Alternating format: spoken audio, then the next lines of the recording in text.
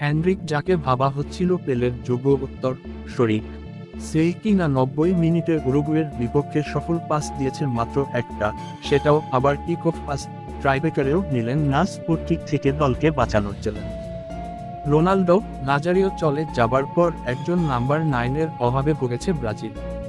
রবিনো, Adriano, Fabiano থেকে Richarlison 9-এর ভাবনায় থাকলেও 9-6 করে কেউই রাখতে পারেনি ভরসার প্রতিদান। চলতি বছরে প্রীতি ম্যাচের সুযোগ পেয়ে ঝলক দেখিয়েছিলেন হেনরি। ইংল্যান্ড ও স্পেনের মতো দলের বিপক্ষে টানা 2 ম্যাচে নাম তুলেছিলেন স্কোরশিটে। হেনরি কি প্রথম 18 ছোঁয়ার আগেই টানা 2 ম্যাচে গোল করার রেকর্ড করলেন। অবশেষে ব্রাজিলের শেষ হলো 9-এর সমাধান।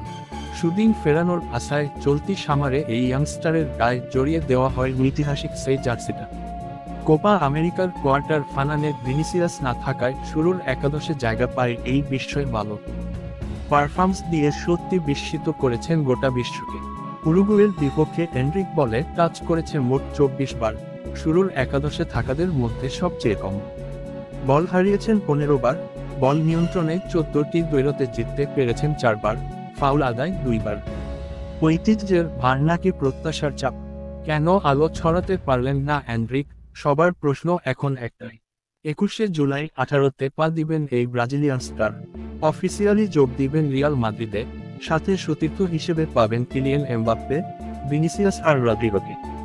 সেখানেও যদি ব্যর্থ হন, তখন লোকে তো বলবে যত গর্জে তত বর্ষে না।